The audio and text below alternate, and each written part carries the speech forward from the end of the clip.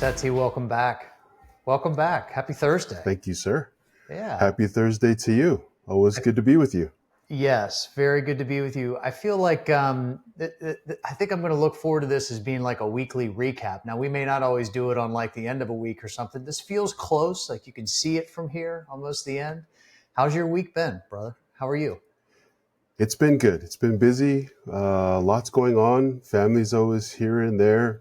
So trying to support where I can Yeah. and try to stay sane as well. How Yeah, about yourself? I hear you. I'm good. Yeah, I'm really good. This week has been busy with a lot of conversations, Mm, podcasts. yes. So, yeah, this Yeah. is the yeah, I kind of feel like I'm in it, a little bit now as far as just different people kind of, and it's been me reaching out or some people contacting me. So it's been really good. And I think you've mentioned you've started to do a little bit of a Q&A or interview type style on your podcast too. Can you tell me about that? Yeah. Actually, I've done what the cool kids are calling pod swapping. And I've done that with I've done that at least once with a younger gentleman who has a really good Instagram and TikTok following. Yeah. And then yesterday, I met with an individual that I've known for almost all of my life, who I love and admire, and he's an educator Okay. based out of Colorado, and looking forward to have that one teed up and ready to go sometime this weekend. Yeah, that's great. Yeah. Yeah, that's great. So you already did it, or you have it? Um, Did it last night. Yep. okay. Okay. Yep. Awesome. So just going through edits right now and Right. making sure it's all ready to go. Yeah, you do much better on the edit side. I throw an intro and an outro and I put it out. So Oh, hey, I like it. so between those two conversations, is there anything that's kind of brought you to where you are right now? You don't necessarily need to go over it. Anyone who's watching this can go over to the Black Sand Journals and watch it. But is there anything that you kind of walked away from in either of those conversations, just for you or in general? Where's your head at, or where's your heart You, at? I should ask that instead. you know what? I have found that I really enjoy conversations with younger people, Yeah, um, mostly because I love their perspective. I love their energy. I love that there's things about myself that I didn't know until I had these conversations with these younger people. So uh, I would say anticipate me speaking to more of the younger generation moving forward. They just have such a refreshing outlook on life. I yeah. think I've missed that. Okay. I'd actually like to hear more about that. I was thinking a little bit today of, I think when you start doing something like this, some people will ask you, or depending on where you're going to post things, they're like, well, what's your audience? And for me, if I were to think, my audience is whoever finds this interesting. But I guess if I dug a little deeper, I would say someone who has arrived at some type of awakening for themselves, and whether it be a higher power or something else, something to nudge them in that direction, where this Yeah, might kind of meet them where they are. But then when you describe about talking with a younger crowd, I guess, I hadn't really anticipated that might be an audience. And anyone who watches is younger, don't be offended. It's just that I would think I'm looking at it very much through my own kind of personal bias. I think, in my 20s and 30s, I don't know that I would have made the time to really kind of sit down and listen to long form podcasts. I'd right. probably watch a couple clips and maybe be like, that was cool. I'm moving on to the next thing. So tell me, Seti, do you think, since you're probably a lot closer to this than I am right now, do you think the younger generation actually has pockets or particular people that you've met that really have kind of jumped ahead in that type of generational thing, and are more awake and are kind of moving towards that? Tell me about it. I think it's a little bit of that and a little bit of me personally. Yeah. I have, because my sons are kind of in that demographic as well. Yeah. I like to hear uh, whether there's some consistencies in the messaging, or it may even be uh, giving me an opportunity. The universe or God is giving me an opportunity to help connect my generation and older to this younger generation is up and coming, has fresh ideas, and maybe for our generation, understanding more fully, or at least better, how they operate, what they're thinking about, and kind of maybe breaking down some of those myth barriers that we put up between generations. Yeah. Yeah. No, that's good. That's good to think about. So this, I think you'd mentioned the age of the younger gentleman you talked to. So he's probably just on the cusp of, he's how old? 24, 25, somewhere around there. Yeah, right Yeah. around there, 25, 26. Yep. So does he refer to you as being from the 1900s? Because my kids have started to say Yeah, yeah. There's this phenomenon. Maybe we can talk about this yeah, either today or some other time. There's this thing in Polynesian culture, Pacific Island cultures, where um, we don't have certain terms that Western society uses.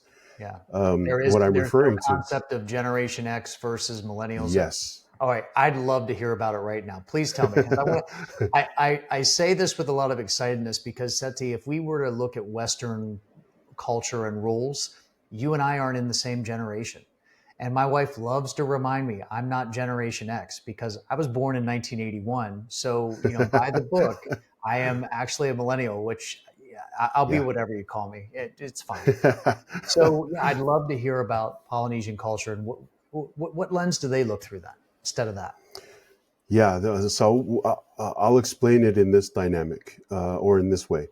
Um, when uh, when I was younger and I met an older person on the street, there's not a term uh, or a prefix that, in our cultures and languages that say Mr. or Mrs.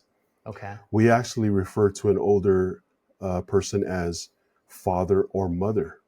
Oh, And in some cases, now that we have an understanding of English terms, rather than referring to someone that we don't have any relationship or knowledge of, we may call them uncle or auntie or auntie. okay. So it still shows it's a sign of respect that you are older than I am and have more knowledge and understanding than I do, life Yeah. experience. Right But you're on. not my mother or father. But in the past, when I was growing up, it was always Tama or Tina, mother or father. Okay. And then, so I love hearing this. So is it then younger than you? Do you call them son and daughter? Do you call them something different? Do you call them children? What do you refer Yeah, to? yeah. Or you may not use a specific term, but you will speak to them as if they are your child. Okay. Okay. Yeah. And so I guess if that's culturally acceptable, then everyone has no offended, nature to it because your father or mother, then you're looked at as like an elder, if you will, Yes. in the Yes. best possible sense. And then if you're a Right. younger person, you're looking at someone like they're, well, like you've said it before, Seti, like another child of a higher power, a child of God. And that's how you kind of Yes. refer to it.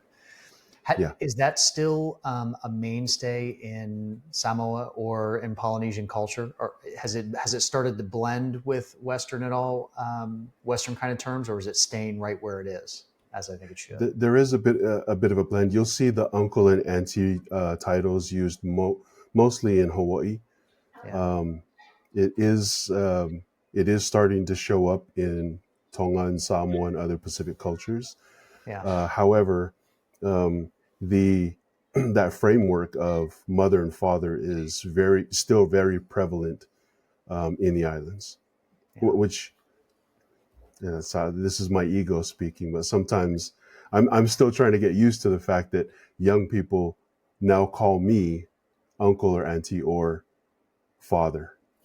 Yeah, How are you dealing with that? I guess okay if you're wanting to dive right in to talk to the younger crowd, right? yeah, yeah. It's in fact this young man that I spoke with last week. Um, when we were about to start, he referred to me as uncle, and I said that was fine. You can refer to me as uncle. You know, as I think about this, it just has a great natural way to it, because instead of me saying, like, if I'm talking to you, Seti, and say I didn't know you, oh, well, you're just Generation X, you don't know the struggles or whatever I went through. You're already kind of pushing that. But at the same time, if I'm calling you uncle or calling someone, auntie or father or mother, you're already tying in like a communal family Yes. meaning to it all, Yep. which I think is huge, which I think is, often gets, lost too much in this Yeah. day and age. Yeah. And a lot of times, again, because there aren't um, w- terms that we use on a regular basis, when I'm referring to someone who is my peer, I usually speak to them as brother or sister Yeah. within the same age group. So it, Right. it goes across all facets of life. When I jump on a bus and there's someone an older person who needs a seat, I will stand up and say, "Sister or Right. mother, you can have my seat." Yeah. It's just something that's just been prevalent. I don't know that there's ever been a time when we don't use that type of terminology and respect for others. I'm glad it's very acceptable, because I think some people might, and it's not my business if they do, but I call many people brother and sister. If I go Yeah, past one conversation, that's what they become. But, and I yeah, didn't find this more and more when you and I talk. I didn't necessarily plan out why that was, but now I think I know why. Yeah. yeah, yep, So what do you think?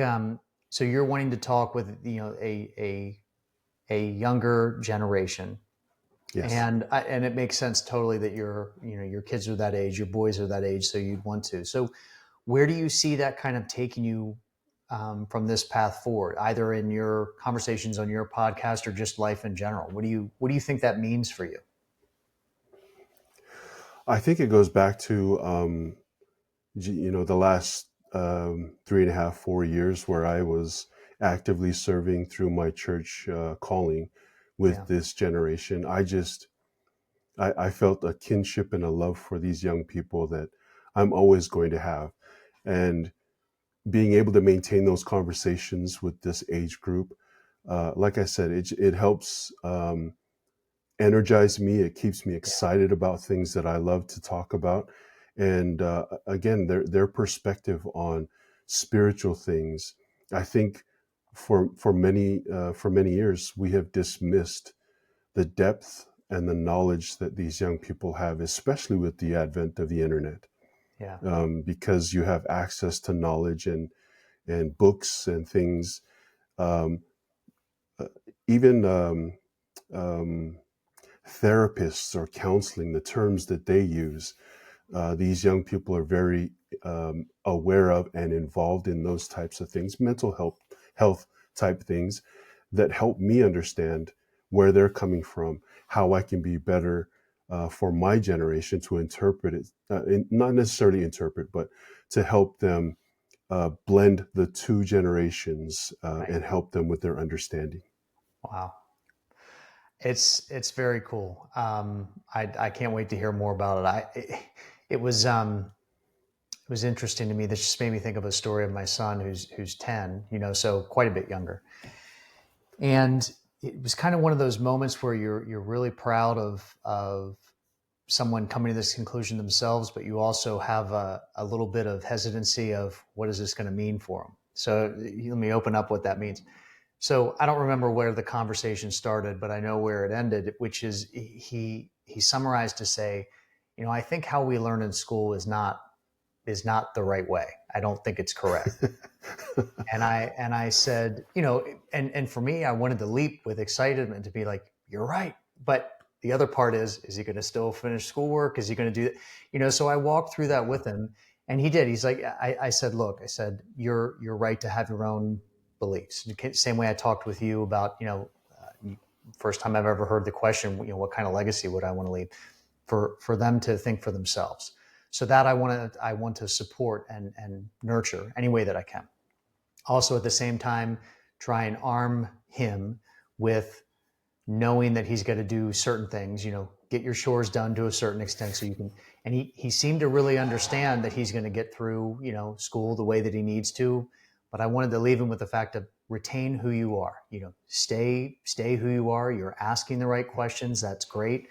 Work within the construct that you need to whatever level you can, do your best, but stay grounded in what you've already came to realize. And it is sort of a micro example of maybe what some of what you're having experienced now. You're walking through a younger generation, because I haven't too much yet. Other than my kids, I don't really interact with anyone that's necessarily below yours or my age. It's maybe people in their 30s. So Yeah. it gives me much more than hope. It gives me a lot of excited energy for younger generations who are able to do some of the things that I think you and I have, taken some time. At least I have. I feel like I've taken a long time. I don't have regrets. I had to go through the journeys that I did, but Yeah. that's awesome. Yep. That's really awesome. Yeah. Yeah. So you'd mentioned about the pod swap. So with this younger guy, then I guess he's going to come on yours here shortly. That's correct. Yeah. Yeah. Yeah. Very We'll cool. probably Now, look at a couple of weeks from now. okay. Now, are you going to be asking the questions then? And he's already asked you some? When I met with him, he asked me all the questions, and this time around, I'll ask all the questions. Yep. So I'll ask you a question on questions then. So what do you think? You don't have to recite them by memory, but what are the top three questions that, or somewhere there, that you thought were surprising that he would ask, either because of what you know about him or just something you weren't prepared for? What kind of what kind of gave you pause in some of the questions he asked, Hmm. or did you know He all? did. Yeah. One of the questions that surprised me, in a way, was that he asked me, uh, in our church, there is a health code, and it includes not consuming alcohol, tobacco, tea, things of that nature. But it also mentions to eat meat sparingly, and that certain things uh, are meant for are meant for medicinal purposes, not for regular consumption. Yeah. And that kind of surprised me a little bit, because there is in Polynesian culture something called kava or ava, and I think I saw one of his videos on, it was either TikTok or Instagram, about kava. So yeah, yeah, keep going. Tell me about yeah, and there are a lot of people that participate in that on a regular basis, and he wanted to know what my stance is on that, and I told him directly what I believe in, it. Yeah. uh, what what the church teaches us, and I tried my best, because I'm trying to be positive, to concentrate to concentrate on the blessings of living that type of lifestyle, Right. not so much you don't do this, don't do that, because I think when you concentrate on the do's and don'ts, then you put yourself in a position where you're trying to defend those things rather than thinking about what are the blessings that come from living this type of lifestyle. And it tells us directly that we can run and not be weary, walk and not faint. I think that's what it says, Yeah. is one of the primary blessings. And you have clarity and focus of mind, so that you can participate in the things that God wants you to participate in, and love and serve and counsel people directly from your heart, without the fog of eating too much, for example. Yeah. So that was one of the surprising questions to me. And I think he was very surprised with some of my answers to things, Yeah. um, because, again, people of our generation would have, because we were raised in a certain way, and a certain decade, I guess you would say, or decades. There's just things about how we were raised, Yeah. uh, even geographically, that Yeah. sometimes we get stuck in those echo chambers or bubbles and think this is the way it's supposed to be. You're younger than me. and this is the way it has to play out. Yeah. Yeah. So what is kava? What is, It's a root, actually, okay. and traditionally it's used in ceremonial settings. In So some Polynesian, would it be categorized then as medicinal? So you use it sparingly? Would that be the way you, yes, okay. I got it. I believe so. Got it. And it does have a numbing effect. I forgot the actual terms that they use, but it calms you down quite a bit. And Huh. if you use it more than you should, I should say, when you use it more than you should, then it can, in excessive amounts, give you the feeling that you're a bit drunk. I got you. I Yeah, got you. Huh. yeah, So you sat on the side of, I'm going to talk about the blessings of probably not yes. partaking or just in, very limited. Did he look at it from the other side then as to what kava was, and that he felt it was really, I asked this because there's a gentleman who I think is going to come on the show here pretty soon, and he talks about, and I want to ask him more and kind of pick his brain about it. He's gone through a lot of trauma in his life, and Hmm. he found a higher power through things like ayahuasca and other Yes. things. Now, he did talk about, just to give him credit. I haven't talked to him yet, so I want to try to give credit where credit's due. He talked about Yeah. having it in a very managed situation where you do it, and I think he facilitates it for for others as well. And Yeah. remove the substance part of it. Just maybe talking about the idea.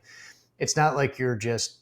I've never taken it, so it's not like you're taking a bunch of it and you're going out and going to a party or something like that. There's a reason and kind of a measured thing for it. Right. So did the gentleman that you talked to, did he think of kava in the same way, or did he think of it in a way of kind of just enjoying yourself and you get to relax and do that? Like, what do you think?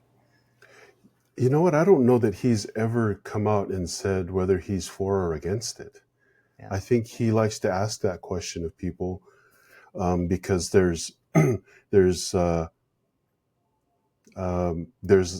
anti, and there's a for, a pro Right. group, and there doesn't seem to be a lot of the gray areas. So I think he asks that question because it's very interesting to hear how people answer it. Yeah. Um, and because of culturally in this area, a lot of people are members of the Church of Jesus Christ of Latter-day Saints. Yeah. So they have heard from other church leaders who are very much against it. And I think there's a lot of reasons why they're against it, because there are situations where it can be abused. Yeah. And um, if you liken it to something like ayahuasca, or which from all of my research of that particular activity, it's very monitored, and Right. people have to do it in a certain type of setting. Right. Whereas kava, it's a very recreational type thing where Oh, okay. guys get together, and it could be four guys, it could be a guy and his wife, it could be up to 12 guys just sitting there. And in some cases where there's guys just shooting the breeze for 6 or 7 hours, Yeah. and possibly neglecting their fatherly or their husbandly duties, Yeah. it starts to become a problem. So I just think when it's done to excess, anything, Yeah. regardless of what it is, if it's done to excess, then you start to see problems manifesting in your personal life that you probably don't really see until it's pointed out to you. Yeah, I would agree with that. I Yeah. I don't. You might not have seen the episode from yesterday, but gentleman came on named Bradley, and he goes by the Awake Coach. So, um, a program he's running here over the summertime. I think it starts in May, and he felt called. Those are his words. He felt called to want to put together a program to tackle one of the oldest. He used a different word, but I'll say one of the oldest vices, which happens to be alcohol. In his opinion, Uh, yeah. and and he wanted to give it away at least free for veterans. And I think the cost is fairly nominal for people like you or Mhm. I. But um, Yeah, I've seen a few of the shorts from it, the okay, reels. Yeah, yeah. So it was interesting, and in part of that, I don't think it made the highlight reels. But I'll share this with you because I don't think I've told you yet. So everyone goes through various stages of awakening. So, last May is one for me, and it doesn't mean I have it all figured out. I think even the more you learn, the more you realize you have to learn. So there's much yeah, more ahead. But in May of last year, I just had this. It wasn't a voice, that I could tell, but maybe it was just my, higher self, my inner self saying, alcohol is not going to be your passenger for much longer, and I hope you know that. And I heard it, and I was still drinking at the time, and I thought, okay, what would the usual Adam be? The usual Adam would have probably like gotten real excited about it, went and told his wife, told other people what he was about to do, as if I was like handing in a homework assignment early and all that. I didn't. I didn't tell anyone. I just kept it. yeah, I just kept it here. And so fast forward of many more stages. I think over the past year has been a lot. And in the fall, I started to have more understanding of being heart centered instead of mind centered, and that your yeah, mind, and these are Bradley's words too from yesterday, so I'm gonna swipe them. He's like, your mind is a tenant. Your mind can be, the devil within you if you allow it to be. Telling you what you should yeah, be fearful of and should be worried about, and should be this and that, and whatever else, instead of coming from your heart. So I started doing that, and then in January, I kind of ran out of wanting to make time for alcohol. So I'd mentioned to you about the mountains. So when I go to the mountains, a lot of people when they go deer hunting, they love to enjoy themselves and they kick back and drink yeah, beers and stuff like that. That was really never me going hunting because my words were, I don't have the time. Like by the time I get back home from all day, like you're only awake for a couple hours and I want to just spend time with my family there and talk with them, and you're yeah, already tired. So you drink a beer or three and you're pretty much useless. And then the next morning's even earlier at 4 a.m. And all of a sudden, just like that, for me in January, and this is even before what happened to me at work, I just didn't want to make the time for it anymore. And I just stopped. And only yesterday did I really admit that. And maybe a week before, maybe I told my wife. And now I'm telling you, well, everyone who's watching this too can see it. Um, but I will be better about being a little proud of myself in that and saying I did something without trying to run and tell someone else to like show them something that I hadn't even done yet and was excited about. And I start to see a lot of merit in that. Not that I know when you're trying to do something that's big or huge that you need a support system from people, but if you feel pretty resolute in what you're about to do, consider not telling anyone. yeah, Consider just doing it and proving to yourself, and then just tell others, and roll the credits afterwards and let them know. Um, right. so I don't know if you've had the kind of struggles in the past, and maybe you have not, that I have with alcohol, and you can label me whatever you'd like to. But um, in May, when I heard that, I feel like for me that was God being like, I'm going to just throw this frisbee over to you, and I'm going to see how you do with it. I'm going to see if you tell anyone. I'm going to see if you like take it in stride, because I know you're not ready to actually let the bottle go yet, but you seem to be on a better path, my friend, my brother. So let's see how you do with it. Um, anyway, I don't know. What are your thoughts on that? Do you, over either in your own personal life or just over the course of meeting people, have you heard of similar experiences like that? Yeah, definitely. And I appreciate you sharing that because I felt the same way. It's part of the reason why I don't really um, do New Year's resolutions, Yeah. because I think I've heard varying opinions on it. It's kind of like there's that analogy of going to the gym. If you don't have someone to be accountable to, then you're not going to do it, Right. and you're not after the January weight loss journey. All of a sudden, you're done. Yeah. But I tend to think when it's life changing things, I, like you say, often, lead with your heart. Well, when it's attached to my heart, then it's something that's sacred to me, Right. and it doesn't involve other people other than me and God. Yeah. And I think because I've done this myself in the past, where I tell someone to say, "Yeah, I'm going to do this," and then when I stop doing it, and I become disappointed, Right. and I just believe, because it's a sacred journey between myself, my heart, and God, then when I change, or I relate it to how I deal with my anger issues sometimes. Yeah. Well, not sometimes, all the time. That that part of me has gradually changed, not because I've told other people that I'm going to change, Yeah. but because I have worked on my own heart with God. And when my heart changed, then I started to change as well in the eyes of other people. I have people who ask me, um, there's something different about you. Well, you can be addicted to your anger or other some type of other characteristics. And there Yeah. was a point in my life where I felt like I was addicted to my anger, Right. and I wanted people to know that this is who I am. Yeah. And when that becomes who you are, then it takes a lot of time. You've experienced it. It takes a lot of time to change your heart.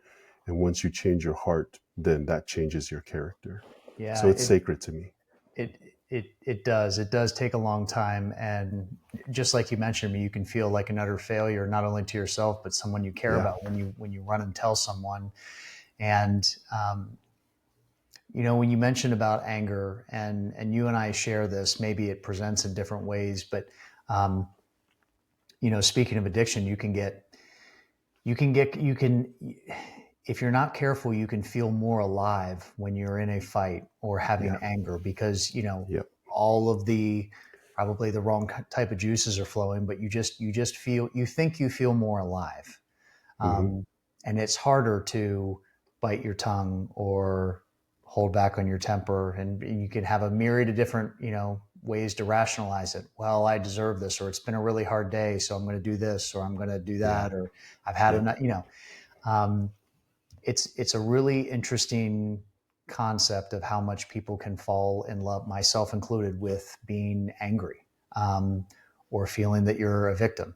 And I totally understand that people have gone through things much worse than I have in this lifetime, who would be, justified, if you will, about that. But Yeah. I think when you start grounding yourself in either of those things, you're not looking in here. You're not thinking about what you have brought on or perpetuate in your reactions that have Yeah. nothing to do with anyone else but yourself. Which again, that goes back again. I keep pointing almost in all of the in all the podcasts this week, pointing at my heart, and it's not so much to try to remind anyone watching this. It's for me. It's for me Yeah. to say, get out of your get out of your head. Your brain Yeah. is wonderful. I'm not taking away from that beautiful quantum computer that's about 6 inches wide in your brain. Um, but your heart is what should be leading. Your heart is the Yeah. bridge to everything else, and without it, you can be successful. I mean, I'm sure there's plenty of people who are hugely successful for all of their days, but it's limiting you. You're Yeah. limiting yourself. I agree. Yeah. 100%. Yeah. Well, thank you for the time and letting me share that. Um, I think I'm pretty wrapped up on anything I'd want to say from this. We can cut it short if you'd like, or if there anything else that you want to talk about. No, I did listen to one of the reels this morning about the woman who was talking about music. Yeah. Yeah. Cynthia. And yeah, yeah. And she talked about how it was, she talked about music, but then she also talked about rain, Yeah, which I she thought did. She's was pretty taking enlightening. experience about rain. Yeah. Yeah. But she is, I often have that same reaction to certain music when I hear it. And there's music when I hear the first few bars. You probably know this as a musically inclined person. Yeah. when I hear the first few bars of a song, it transports me Yeah. somewhere. It does. And that is just, I wanted to share that with you because, man, when she was saying that, I was like, yeah, I know exactly what she's talking about. That's right. And it might be, I don't know. Some people say, "Man, she's really nerding out on this music here," but it could be music. It could be anything else.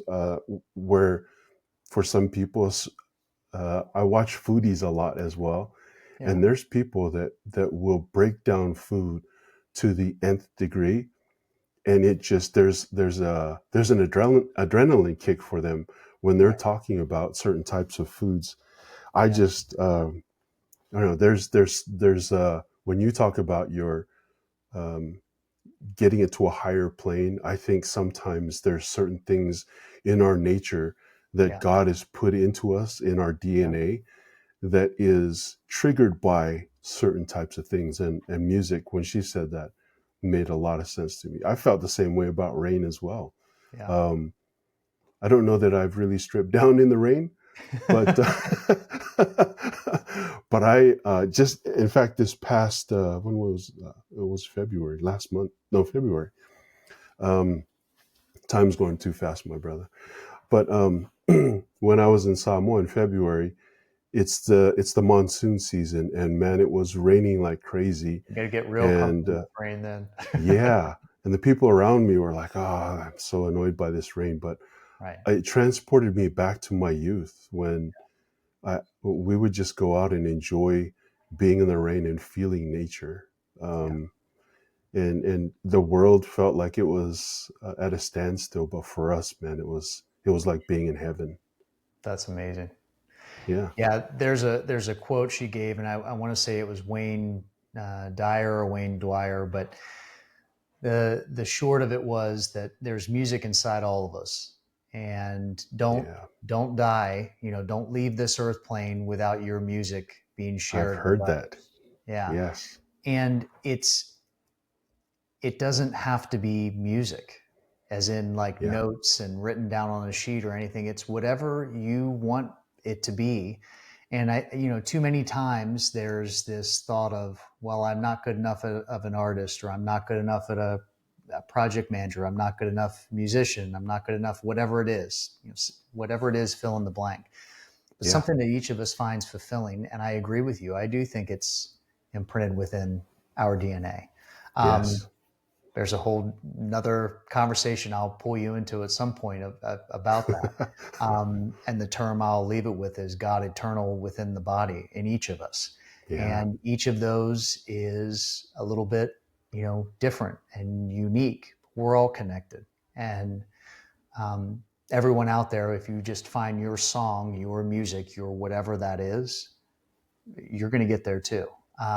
And by get there, I mean the destination. I feel is home for all of us, which I believe yeah, is the same. Make of that what you want. It's about the effort and intent and the journey along it, helping yourselves and helping each other. So yeah. Absolutely true. And I love that quote. I've heard it before. Um, and I kind of, as you're saying that, I'm reminded of, you go to funerals, and I love going to funerals for, you told me that, yes, the reason that I shared with you is just love. I love hearing the perspective of other people yeah, for that individual, that loved one who's now departed. But I think that in a way, in a subconscious way, is one of the reasons why you and I were so prompted to right, start these channels, is because I want people to hear my song right now, yeah, not when, and I don't want to leave, not dismissing those portrayals or pictures that people paint of us, yeah, because those are beautiful. But I also want people to know the composition of my own song while I'm alive as well. right, right, And that's why I felt prompted to share a lot of the things that I share on the channel, because I want people to know who I am, and not leave the mystery intact when I'm gone. yeah. Well, very well said. And I look forward to your episodes. They don't come out fast enough for me to want to be able to kind of just learn more about you, and that's saying a lot because I felt like I knew you, before then too. So I really appreciate that you're sharing this with the world, anyone who watches, and it's Likewise. beautiful. You're making sure. Thank you. You're making sure that your music is well on its way and shared with whoever might be interested or find a sliver of their own light within that, well before yours or my time is done. And I appreciate that, brother. Well Thank done. you. Thank you very much. Yeah. And I guess as a parting thought, it just came to mind as I was listening. You've shared in the past how sometimes, a lot of times, um, when we can't be apologists for things that we do Yeah. or say because it's how we feel. And this morning, my son Kingston Yeah. says to me, "Hey, you're probably going to get canceled for this next episode." And did you load it yet or no? Not yet, not yet. Yeah. He's just wrapping it up now. Probably will post it tonight, but All right. he said, So "Yeah, you're probably going to get canceled for this." I'm like, I'm "Why?" good. I'm gonna put this on camera so you can see it, and everyone else who watches it can help me encourage Seti too.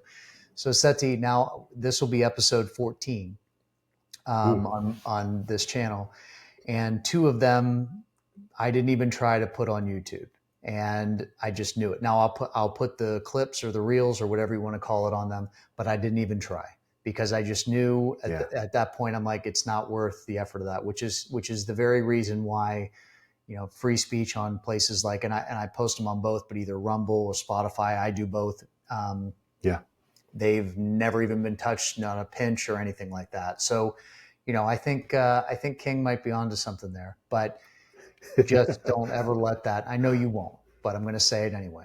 Don't ever let that out in your light. I'm being Pennsylvania Dutch here for a second. Do not let that out in your light. You will find a place to put it. Do yeah, not worry about you saying too much or whatever else. You should be you. yeah. I appreciate that, and I thought back to our conversation about ego and that we can't control how other people perceive the things that we say or feel, Right. and someone's opinion is someone's opinion. We can't change that. Right. And like you said, we have no control over how people react to things. Right. And it's unfortunate that in today's day and age, there's some things that we probably shouldn't say in public, but Right. um, there are things that I feel people should have an opinion about. And if someone doesn't agree with that opinion, then that's their right to agree, Yeah. agree or disagree. Right. So I say the things that I say, they come directly from my spirit. I try my best to be positive about it, but sometimes even my positive output is received in a negative light, and that's okay.